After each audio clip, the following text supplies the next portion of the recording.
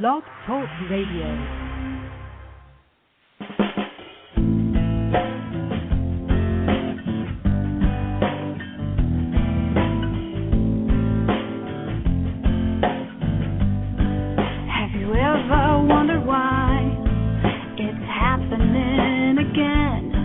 Welcome to MindShifters Radio with your co-host, the Forgiveness Doctor, Dr. Michael Ryce, and his wife, Jeanne. Michael and Jeanne share with you the wisdom of the ancient Aramaic internal process of forgiveness. They offer tools and support 5 days a week from 2 to 3 p.m. Eastern Standard Time.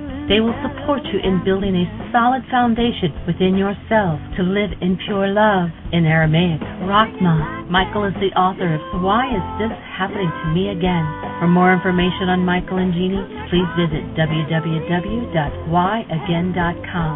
And now your co-hosts, the Forgiveness Doctor, Dr. Michael and Jeanne Ryce. And the truth that is rooted within me. Hi, and welcome to MindShifters Radio with Dr. Michael Ryce. Our call-in number is 646-200-4169. We'd love to hear from you. Give us a call. Michael, take it over. Good morning, dear heart, and good morning, everyone. Hope all is well in your world. We're sitting here in beautiful, sunny, chilly, actually, Ashland, Oregon, looking out the window at this huge mountain sitting, well, I guess it's not a mountain, but a pretty big hill in front of us.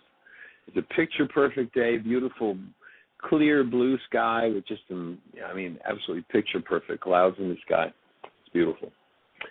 And, Jeanne, do we have any callers on the line with any questions, anything that you had left over from the chat room yesterday or anything in the chat room yet already today? No, we don't have any questions yet. No one's talking yet in the chat room. We've got a few people in there, a few people on the phone. This is day 18 of Memorial Day. So for those who are not sure exactly what that means, if you're new to our show, on Memorial Day we had a discussion where we decided that the best way to honor those who have been killed, maimed, injured, whose families have been damaged by what they've been through in the insanity of war, for those who've been forced to kill, the best way to honor them is that we each pick an issue today that we're willing to open our breath to, that we're willing to use the tools to forgive.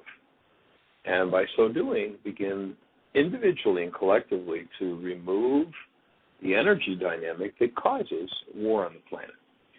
And so we invite you to join us in that quest, and that today you choose to really celebrate that Memorial Day by remembering what it is that you're responsible for in your own life, letting go of the pretense that it has to do with somebody else, and choosing to forgive it.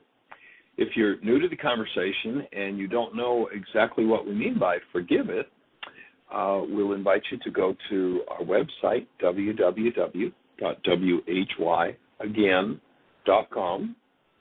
And on the right-hand side, you'll see a link that says Download Worksheets. The first link describes exactly how the worksheet process operates. The second link is the actual worksheet itself. I invite you to pick it up, put it to work. And suffice to say that forgiveness, as we're working with it, comes from the ancient Aramaic language. It's interesting, Karl Marx says, change the meaning of a word and you destroy a culture. Why? Because whatever word you change, you take away the whole history and the utility of whatever the word is that you change. So in the ancient Aramaic, we have this tool called forgiveness. If you're in some form of hostility or fear, if you're in pain, you apply forgiveness to your pain, your hostility, your fear, and you disappear it.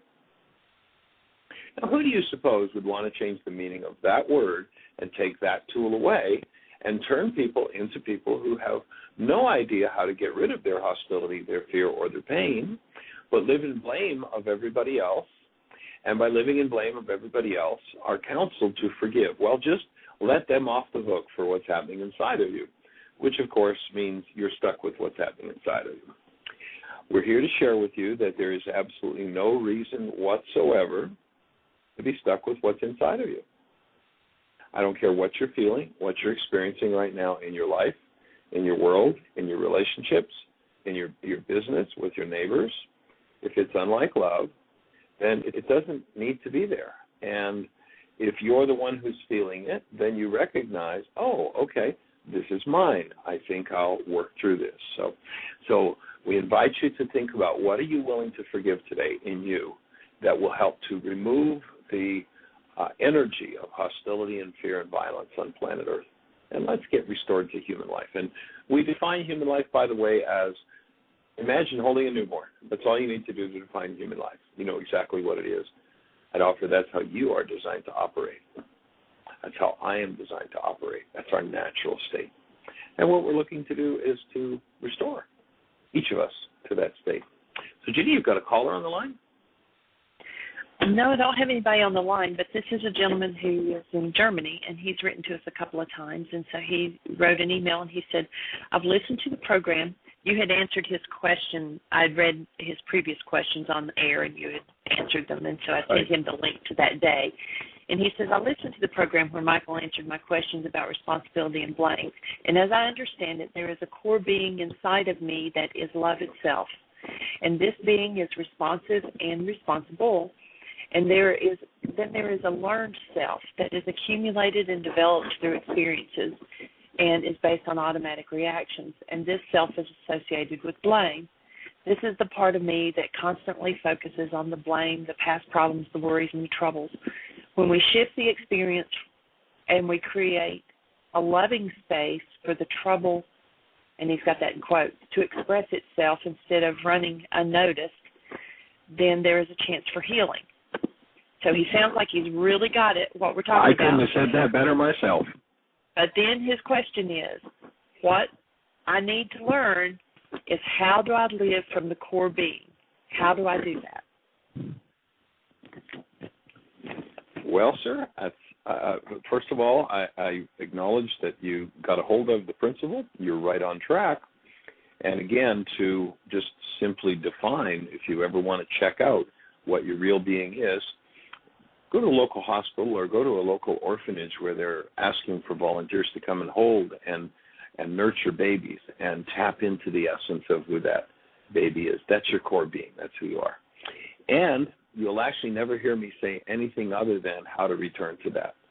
If you go back through our archives from day one, you can listen to every show, and every show is about how to acquire the skills and how to catch yourself if you're doing what we call the non-being stuff, that manufactured self, and return to your essential nature. But the prime tool is forgiveness.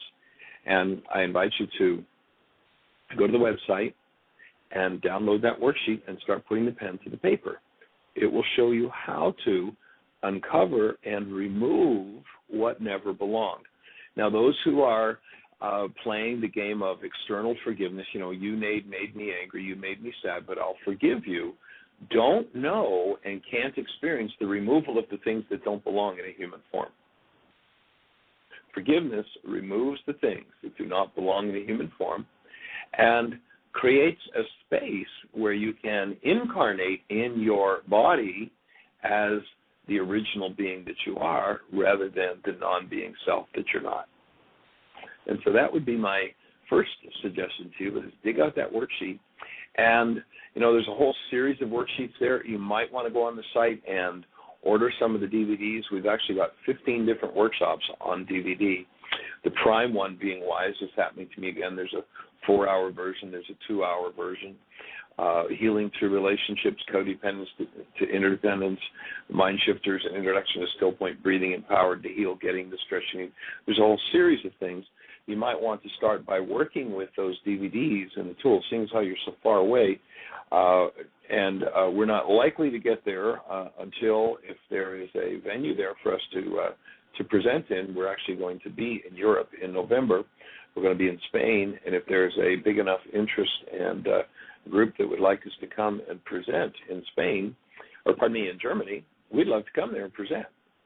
And so, but in the meantime, the DVDs might be a good substitute to begin to work with the tools on another level. That would be my highest thought for you, sir. And I'm delighted that you're here, and delighted that last show that you listened to made so much sense. You're able to make that opening statement. It's right on track. That's what we're here for.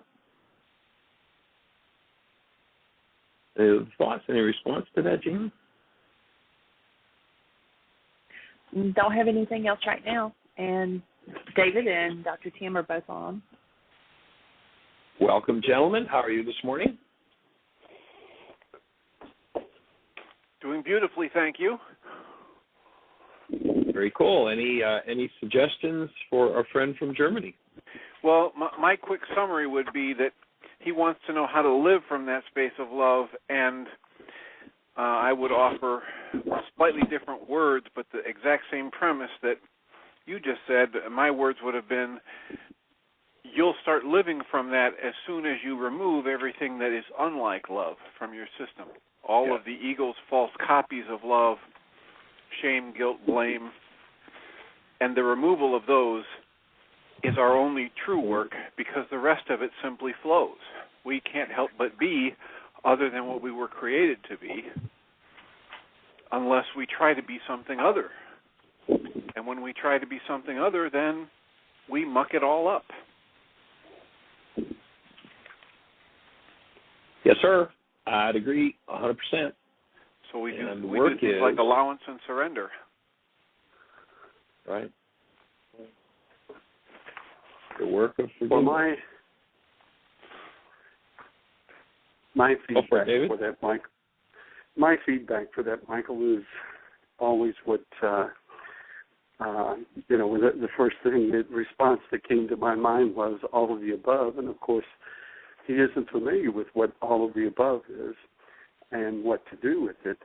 And what I've always supported and encouraged people to do is to find other people that are doing the work. And if there's a partner that he has or someone that's interested in the work that's local, or that they can do this work on a daily basis, he might want to go start building the brain cells and to do things interactively across the internet, talking, through. If he's listening to the radio station, then he could tap into that every day, and to find someone else that's willing to do the work with him and to share back and forth of the success and what it is that they're accomplishing through that. That's the best support that I can offer. On track, sir. Yep.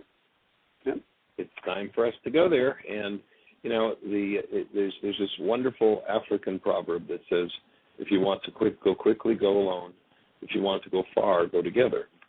And it takes a whole community of support to move into those new levels of awareness and to move out of the old insanity that is so pervasive in our culture that it seems like it's almost impossible to achieve the direct experience and expression of the actual presence of the human life. There's actually a section in the book that I'm inclined to share. I'd like to read a page or two where, in my book, Why Is This Happening to Me Again? And by the way, you can go to the website and you can download the book in English or German, actually Spanish, Swedish. Pardon me, you can't download the book free in Swedish. You can order it, but the publisher wouldn't let us put that on the website free. Thai, Farsi, several different languages. But in the book, my book, Why Is This Happening to Me Again, is a conversation with this character named Richard, who's this recalcitrant kind of guy who doesn't want to have anything to do with what I'm talking about. He's on his third divorce. He knows all he has to do is get out of town because the problem is all those women in his life. So I get to do a lot of push-pull with Richard, and Chapter 18 is entitled Clarifying Love. So I'm going to just share with you the piece that we did on that. So Richard and I went back to our discussion of love. I put forward the thought that one of the keys to the healing process is clarifying the idea of love, which has been ill-defined, misused, and distorted. Cleaning up its definition in our minds is an important piece of foundational work. 2,000 years ago, we were taught love was the most important law of human existence. It must come first if intelligence is to be maintained. Teaching love is not religious. It is the most practical thing in the world. One of the major pitfalls we humans have fallen into is that of making any teaching on love sound like religion. Many people throw out teachings based on love or only give them lip service because they think those teachings are religion, which they've been subtly taught to reject. The word religion, Richard, is from the root religare, means to bind tightly. The only true religion had as its purpose that of binding us back to our original nature, love. Love is the soul nature of the Creator. You can only bind love to love through love. The fear and or hostility-based mind tries to understand love. It cannot. It cannot even speak in logical terms about love. That does not, however, stop its efforts at maintaining authority. Its pretense and sophistry will run roughshod over anyone who gets in its way. After all, that is its nature. The Creator's nature is love. The hostility and fear-based mind's nature is to control or attack and destroy if it can. Just 1 second here, my page jumped a little bit.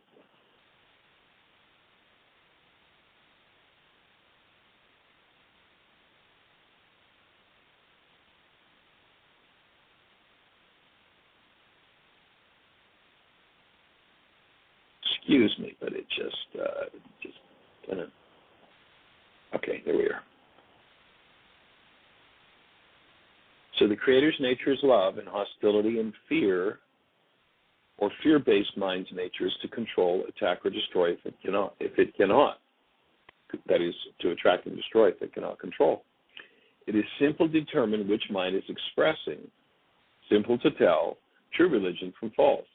If it attempts to bind to or through fear and or hostility is present, whatever its sophistries, you have a wolf in sheep's clothing. As it punishes, it says, I'm only doing this because I love you. It carries out its inquisitions. It condemns one to hell. It tortures and kills. It says, I'm only doing this to save your soul. I'm only condemning you to protect you. As it makes war, it says, I'm only doing this to create peace. Actual love is totally outside of its conversation. It can only, quote unquote, think in terms of its own content, and so uses fear and hostility to make it look like it's about love.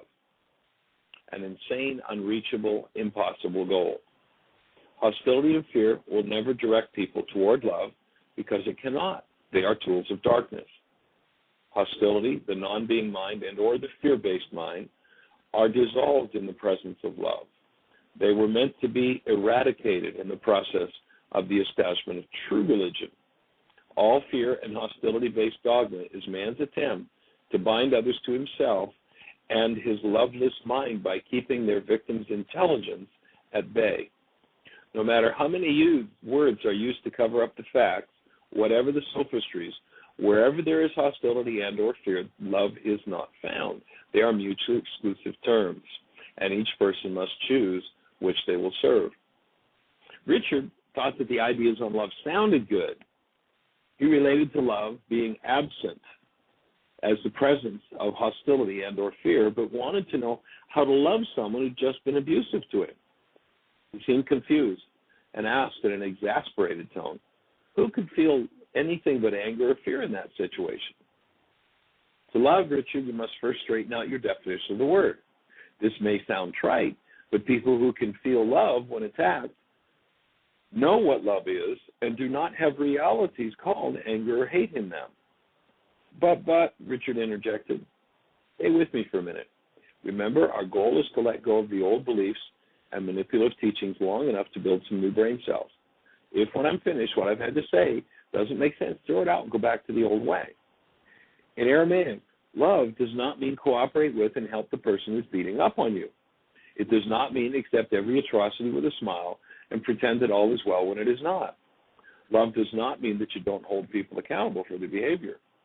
Love is not a passive state of suppressing your anger, so you look like a saint, I reported. So it's okay to get angry when someone abuses you, Richard said gleefully. I thought so. The reality in your head is giving you information, not delivered by my words, Richard. It's okay to get angry with someone if you want your intelligence to be compromised while you interact with them, I replied. Hostility and or fear, recall, weaken choice and wisdom. We get pretty dumb when those energies are active in us. What's that supposed to mean? Richard almost shouted. It sounds like you're playing games with it. I don't like it. There's an old saying that the truth will set you free, but first it's going to bring up all your anger and rage, I said half jokingly, in an attempt to lighten the energy a little. Richard, the word love in our culture is so distorted that its true meaning is almost lost. Much of the entertainment industry would have us believe love is sexual athletics and satiation. Others would have us believe it is self-denial and sacrifice. Still others would have us think we show love by receiving their abuses graciously. Think about it. Who has something to gain by our believing in these bizarre definitions of love? I could almost hear Richard's brain churning in search of an answer. I'm not sure what you mean. If I believe that love is sexual athletics as are portrayed on the screen, I suggested, might I pay for more sick movies and demand more intense and bizarre sexuality in order to be satiated?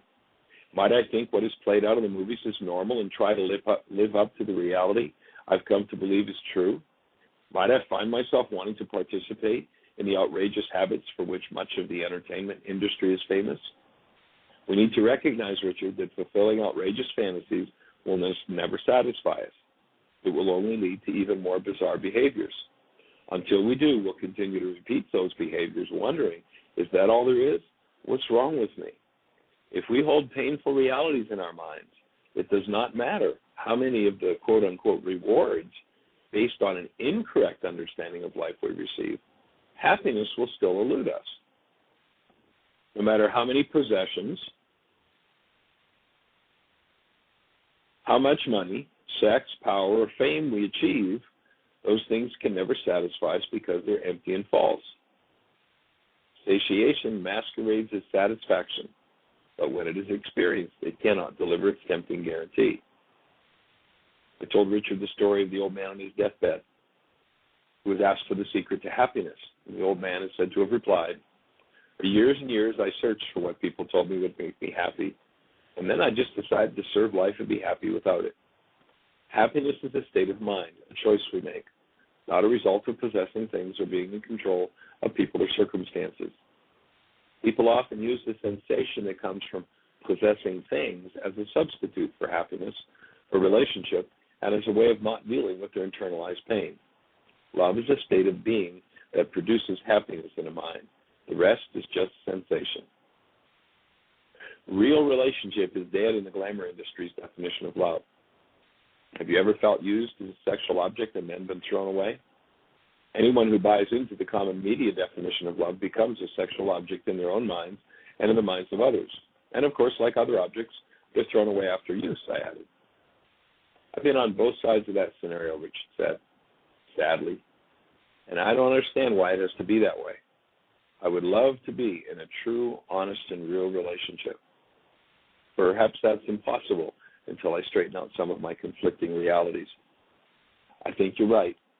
We tend to live exactly what we've learned. And if we've been used and abused, it takes work to live differently. Relationships are a wondrous place for nurturing, supporting, healing if we can remove the confusing and conflicting realities we've hooked into them and return to being. My experience of people who reject or cannot form long-term relationships is that they have so much pain in their quote-unquote relationship file, they have to keep on the move, or they'll have to face what's hidden inside of them. For such a person, an experience of being is not possible because of the painful sensations that are stored in their physiology. And of course, they will always have somebody else be to blame for that. I've been on the road too long, Richard chimed in. And you're right. I'm the one who's been there every time. I'm starting to get that it's about me. Who promotes this insanity? Why is there so much confusion in the world? And of course, again, the way to cut through all the mental garbage is to recognize that when you hold a newborn child, you are experiencing human life, what you and I are designed to live out of. The culture, there's just all kinds of crazy things, all kinds of insanity. And so those who live in that insanity of hostility and fear have to structure everybody else to live there too. I remember a preacher that I'd been introduced to, and he was talking about love and, all the religious platitudes. And so I went to one of his services, and he had a couple of children. And as he's doing his service, his son came up, who was about 4 years old. And when I watched the viciousness of his response to his son, who had the audacity to interrupt him. It's like, okay, I got it. We got platitudes here. We don't have the active presence of love. We don't have human life here yet. And what we're looking to do is to support you in being restored to human life, because a man or a woman who can turn to their child in harsh, vicious words and berating the child because the child is living its life. The child doesn't know or care about the goals of the adult. The child just lives its life. And if the parent doesn't have room to allow the child to live its life, and so the child in living its life and not comprehending the adult life interrupts, it steps into all kinds of places. And you can tell a lot about yourself by the response that you would have to a child who does that. And if the response is anything other than, oh, what's happening, sweetheart? There's work to be done. And, it's just we and our humans and doing our work. Jeannie, you've got a question or a thought for us? Comment? There's a person in the chat room that said that they left an abusive relationship 10 months ago, and they're still healing, but they're learning a lot about themselves.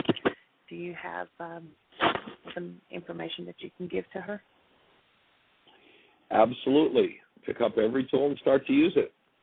If we choose, one of the things that we refer to in our work is what we call the geographic cure. Okay, I'm out of here. Which really means I'm in too much pain and it's all your fault.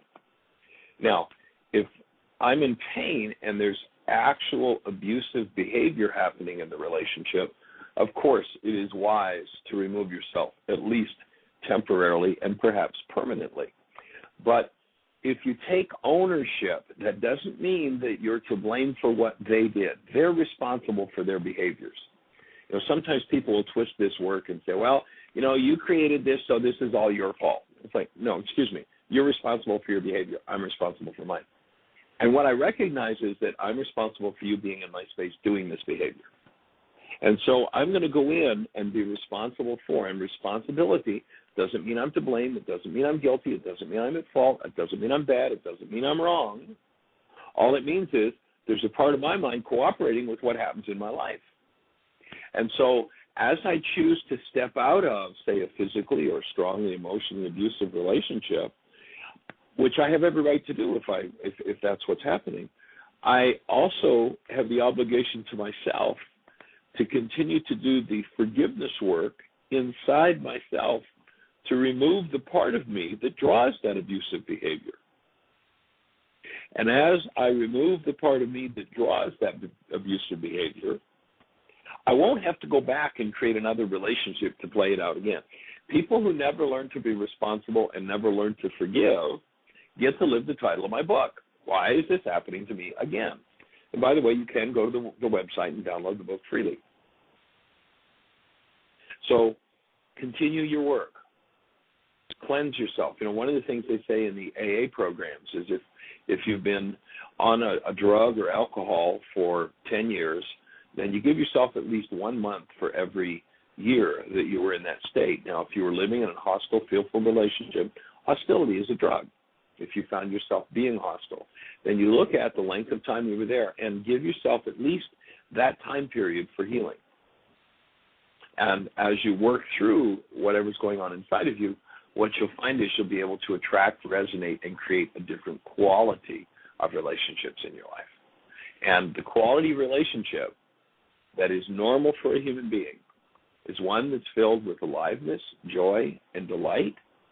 And when something less than love comes up, communicates responsibly and heals it instead of blaming the person they're sitting in front of or sitting across from.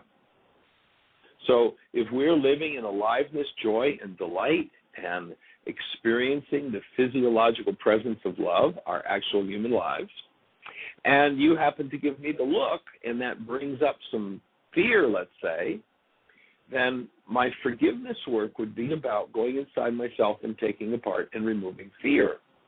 Not blaming you for my fear, but saying, I'll forgive you. That's a Greek idea. The Greek translations tell us to forgive each other. The Aramaic translations tell us to go inside ourselves and forgive as to each other. Whole different process, completely different. And of course, if you've never experienced or used the actual tool of forgiveness, you know that these things can't be removed. You know that they're permanent. There's nothing permanent in the universe except the active presence of love. So if there's something less than that in your field, start to use. Put the pen to the paper. It doesn't work to know about this stuff. It works to do this stuff. You have to put your pen to the paper and do the work.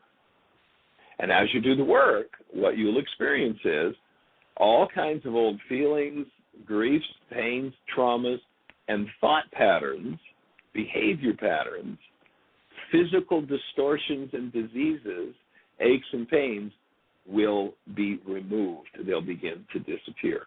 And that's what we're here to support you in doing. That's our job, and we're delighted to be here doing it. Thank you for joining us. She says that what we're talking about is exactly the work that she's already doing, and she's learning a lot about herself. She said she has had to learn how to set boundaries. That's something that she didn't do before. Awesome. Well, and oftentimes setting boundaries just means I'm going to stop you from coming to the place in me where I've got something I'm not willing to deal with. What I would invite you to do, if you haven't accessed the Aramaic forgiveness tool yet, would be to go to www.whyagain.com, and on the right-hand side there's a link, download worksheets. First two things are about, the first two links are about Aramaic forgiveness. I oftentimes hear people say, well, I've already been doing forgiveness work. I'll just share that unless you've been working with the work that comes out of Why Is This Happening to Me Again, or Laws of Living, I have never seen anywhere that forgiveness is understood, aside from those two venues. Laws of Living, or the precursor course to Laws of Living, was emotional maturity instruction. The rest of the world is working with, at least in my awareness, I'm not saying there isn't anybody else, I just haven't met anybody else. So to see if that's accurate for you, go to the website, it's free, and download it and try it and see what happens. You might find yourself entering into a whole other level of forgiveness and a whole other level of doing that work and learning about yourself. And if not, if it's something you've actually already been doing that you learned somewhere or you intuitively came across, and I've got to correct myself a little bit. I have seen some people who've intuitively come across this and started to use it. But if there's someone else that's teaching it, actually accurate Aramaic forgiveness, I would like to know about them because I want to study with them. I want to know what they know. I want to know what pieces they don't, that they have that I may not have. And so that's my whole purpose in doing this work. So please let me know if there is somebody, and otherwise I just invite you to download that worksheet and start to work with it and see what you find, see what comes out. So Jeannie's got somebody on the line, and it seems like maybe they're having some difficulty communicating. Just 1 second there.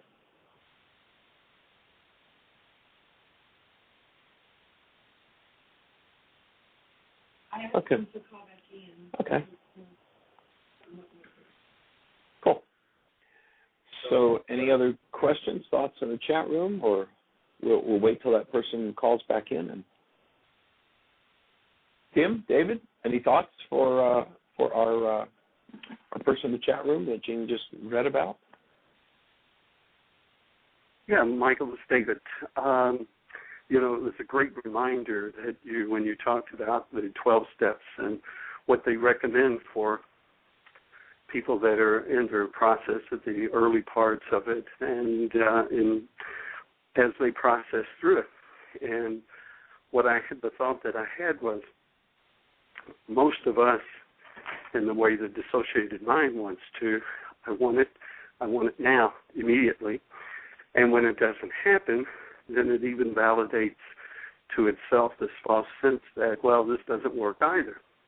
And as an example of that, I've been doing this work for a number of years, and I've been what I consider on my path, spiritual path, since 1984, when I really made a decision that I would do it differently. And I've made lots of progress, and I have lots of progress to continue to make. And yesterday, I asked Julie to do a breath session with me as I talked with you about it this morning. And 5 years ago, 6 years ago, or even longer than that now, from my very first breath session to this particular one, it was so different in the respect that I was able to process through a lot of layers of things without even being conscious of it, without needing to have an understanding of it, just to do the exercise. And for me to be able to explain it and for other people to be able to get an understanding of it, the truth of it is that everyone has to go through their own. And there is a time frame with it, as you pointed out, that if a person's been in a relationship or has been in abuse with some type of drug for 10 years, then you can pretty well figure that for month to month of how much it is, how much work that you've got to do.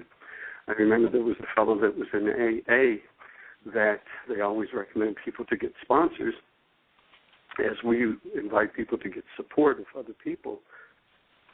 He would only take someone on, and he would teach them. He would take 1 year for each 12 steps.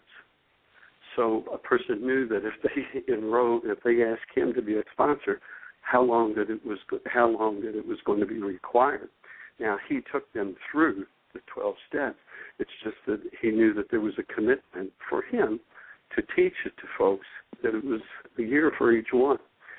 So not everyone has to take that much time, and there is a time frame that's involved based on the level of willingness, the commitment level, and their consistency to do the work. So, sure. I love what you. One of the sayings I hear from you often, David, is that, and I understand it's an AA saying or an anonymous saying, and that is that everybody wants a softer, gentler way, and and everybody wants it instantly, and everybody wants it yesterday, and nobody wants to put the pen to the paper and face what's in them. And the reason for that, and it's very understandable, until you build the brain cells for it's possible, it seems to our counselor, our non-being mind, that it can't be done. And the reason for that is, and if you go back to the ancient Aramaic, which is a language about genetics, one of the things that Aramaic is genetics, not theology, genetics. So when they said in the ancient Aramaic, the sins of the fathers are passed into 3 and 4 generations. First of all, that word sin has nothing to do with the Greek interpretation. It has nothing to do with your identity or any identity you should ever claim. You're going down the tubes if you claim the identity of the sinner. It may be something that you've done, but the word actually means, the word for sin in Aramaic is an archery term. And when you fired at the target and you missed the bullseye, the scorekeeper yelled sin. It simply means off the mark. So if you engage in an energy that's off the mark, then you store that frequency in your structure. You defile your temple. That's why they said the wages of sin is death. The result of putting energies in that are off the mark is you destroy yourself. It's got nothing to do with some punisher out there, and it's got nothing to do with your identity. In the Aramaic genetic aspect of the language, when they said the sins of the fathers will be passed into 3 and 4 generations, what they were saying was that every energy that's off the mark is stored holographically in every cell of your structure, including the sperm and the egg. And so were you to conceive a child tomorrow, that child would have in its structure every thought you've ever thought, every feeling you've ever felt, every reality you've ever engaged in. And that's passed for at least 4 generations. If it's not reinforced, then it tends to become muted in the genetics. However, it still resides there. And so when you think back, where did the 4th generation back get their thoughts, their feelings, their realities? And the generation before that and the 4 before that, we've literally got our whole bloodline in there. And the work is that of developing the skill to become acquainted with everything that's in your genetics, to be able to decode what's been hidden there in your own life and in the life of your ancestors. This is no small task. This is no task for wimps. This is a process that you consciously engage in because you realize what there is to be done. So to the average state of awareness, it's impossible for people to decode their own genetics. Not because it's impossible, but because we've never been taught the skill. We've never been invited to. We've never been informed that we can do that. But here's what happens.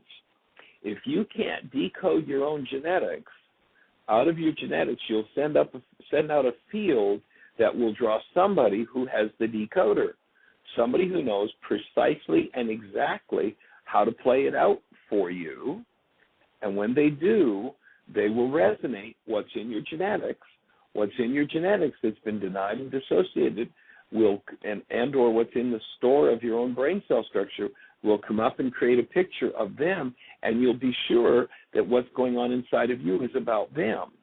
That's why we have this test for determining whether something you're feeling is yours or not. Are you feeling it?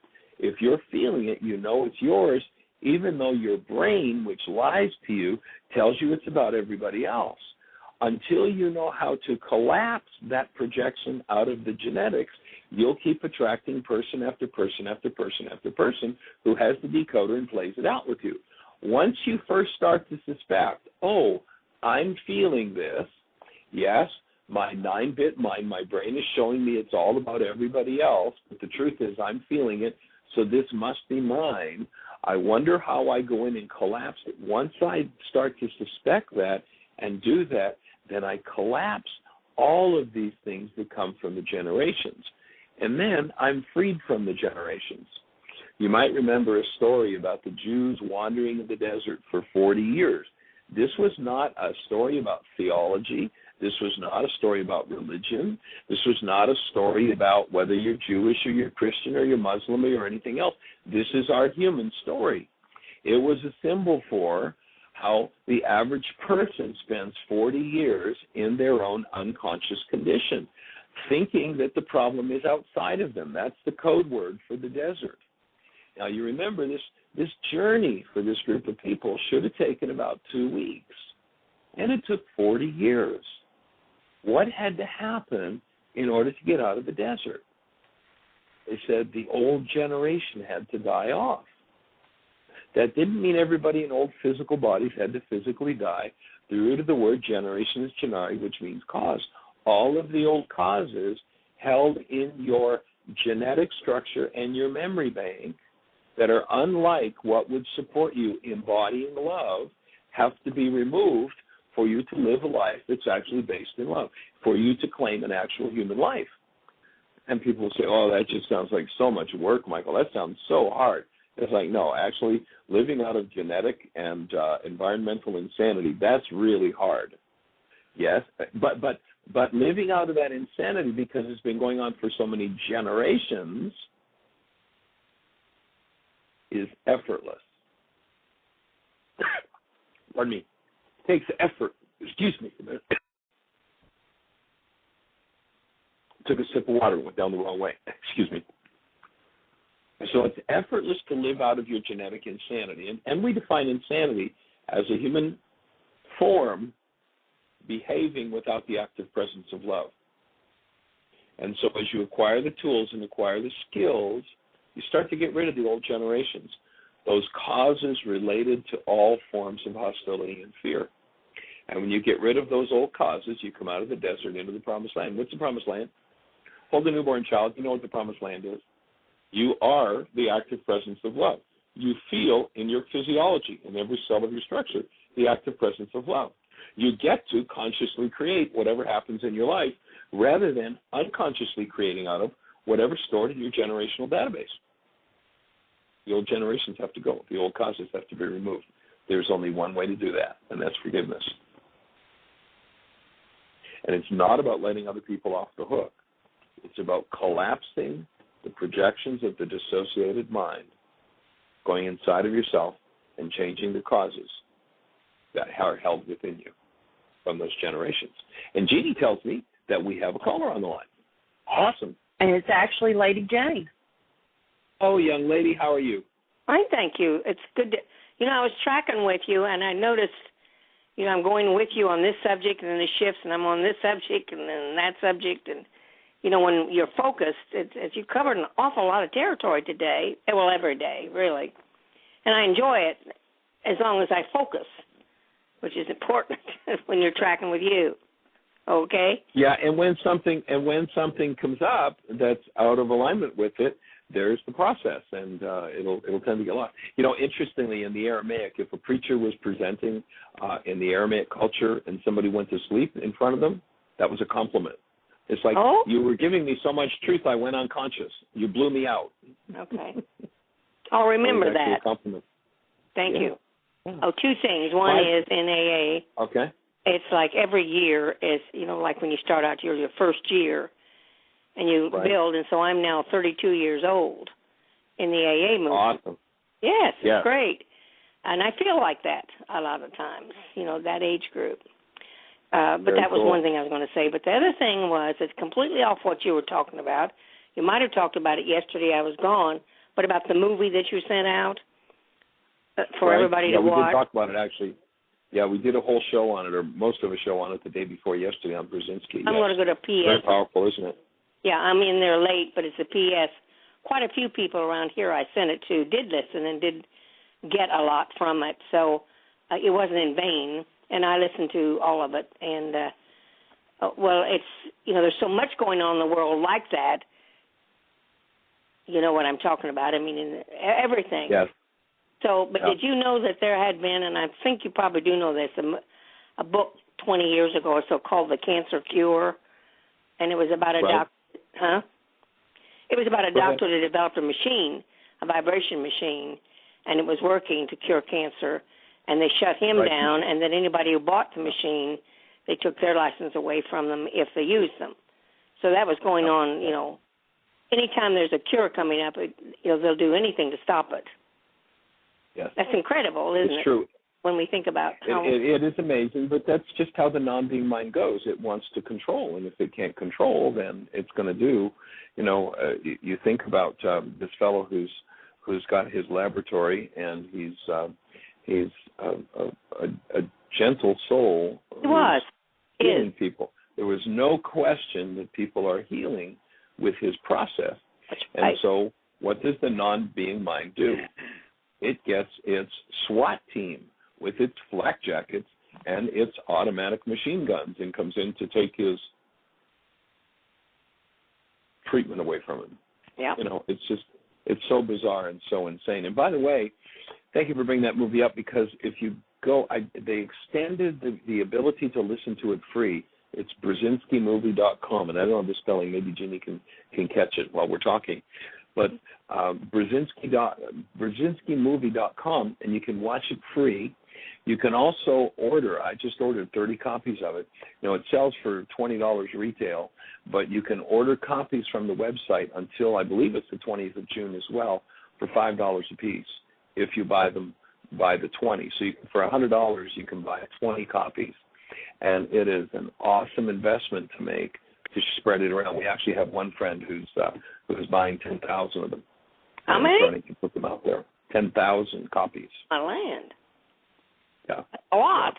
It's just, it's time for us to get how the non-being mind works. And this film is an awesome demonstration of exactly, what it does. Okay. Now I'm going to shift again. Cool. On the schedule. Jeanne has come back from Florida, and I was with her yesterday, and she said, look up the schedule and let me know. So I'm looking at the schedule, and on the 9-day intuitive development of still point breathing, is that all you do in that course is still point breathe, or do you know? Well, there are. It's an experiential workshop that is about developing the intuitive faculty, the spiritual intuitive faculty, and that is to gather information from the world energetically, directly, without going through the intellectual faculty. So that's great. That particular workshop.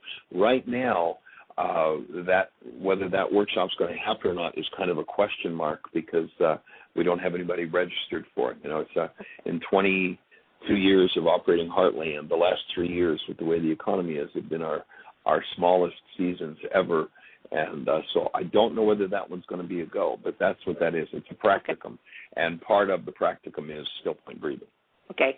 Another thing I noticed on here, I always like the one on codependency, and I didn't see anything on there.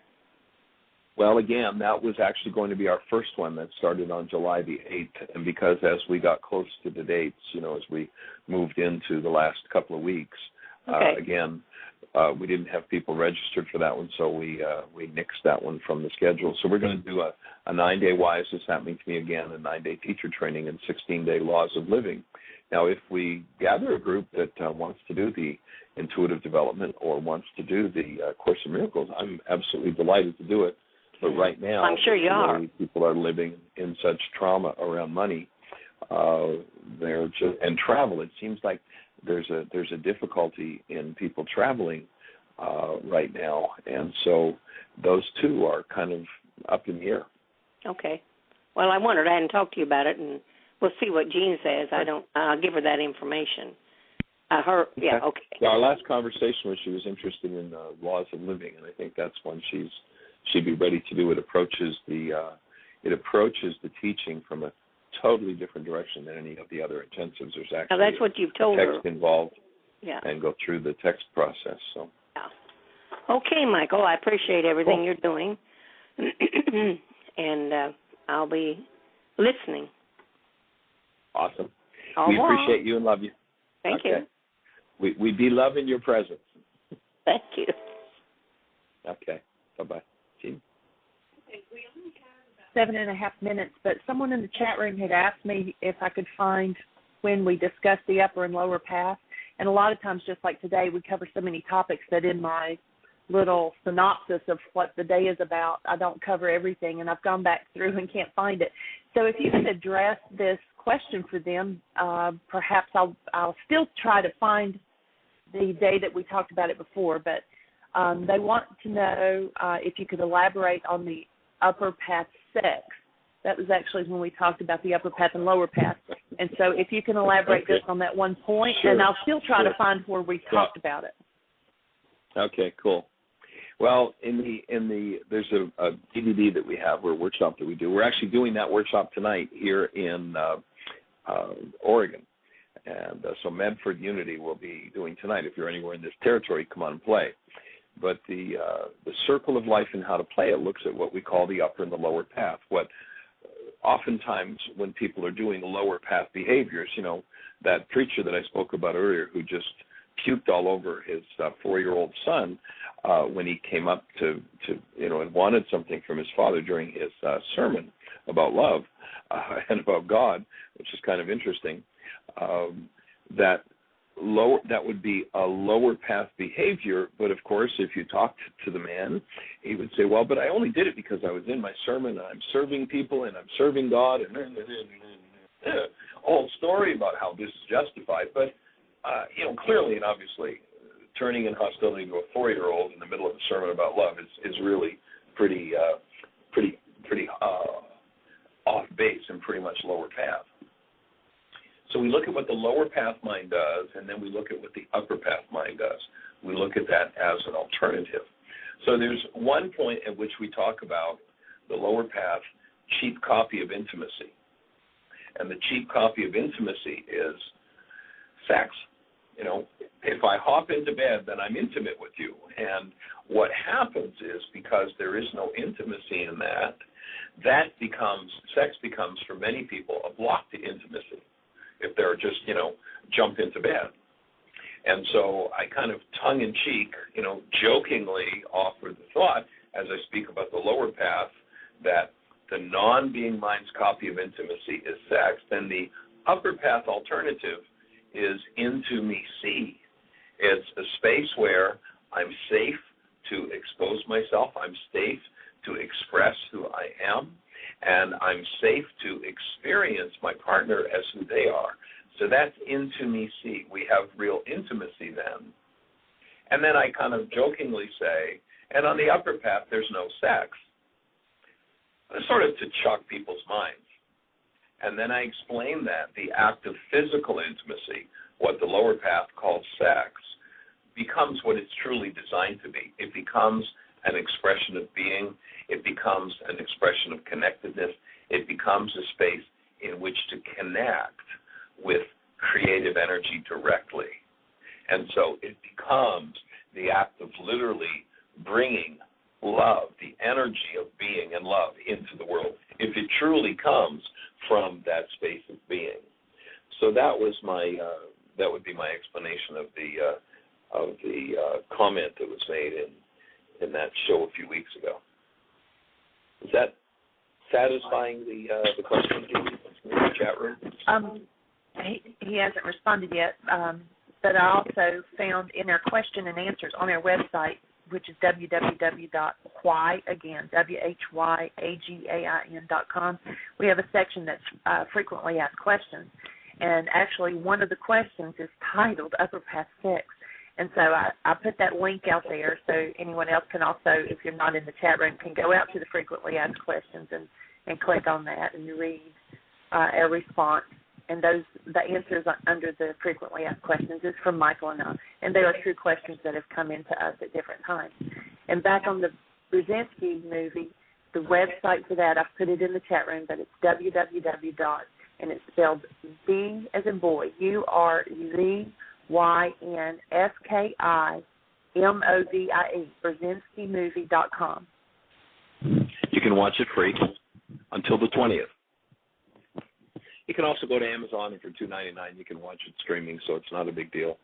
I think Amazon's selling it for something like $13.99, but you can buy them directly from the producer of the film for $20 of them for $100. And we really need to, I think, for two reasons. One, to expose the insanity that's going on in officialdom and what happens to those things that really work and threaten the power structure. That's one reason to do it. But there's a more important reason to me to watch that film, and that is that it's a very powerful demonstration of the principles by which the non-being mind operates. Obviously, the FDA is there to support people, you would think, in healing. But what it's become is the protector of an industry that is about megadollars. And, at one point, the FDA sent agents out to Dr. Brzezinski's patients to see if they could get these people. I mean, these agents are flying all over the country. If they could get people to complain about him, and none of his patients would complain. So they specifically, when they charged him and tried to put him in prison, they specifically said, and we're not going to raise the issue about whether or not the treatment worked. So here's a guy who's disappearing brain cancers in little kids in a month, kids who've been through chemo and radiation, he's disappearing brain cancers, but we're not going to talk about that. That's got nothing to do with it. And that's just the insanity of the non-being mind. So it shows how the non-being mind works, and it gives us a clue. It's a clue as to how our own non-being mind works. And as you see that, you observe it, you go, oh, my goodness, look at it. That's what I do. That's something I can heal. And we're here to support you in healing and creating the best year yet of your eternal life. Thanks for being with us. Bring us with you the show tomorrow.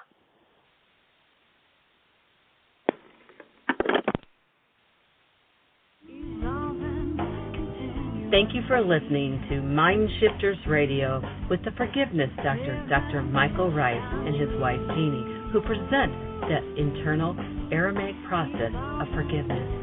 Michael and Jeanne are here every Monday through Friday from 2 to 3 p.m. Eastern Standard Time on Earth Angels Radio. For more on Michael and Jeanne, please visit www.whyagain.com. That's www.whyagain.com.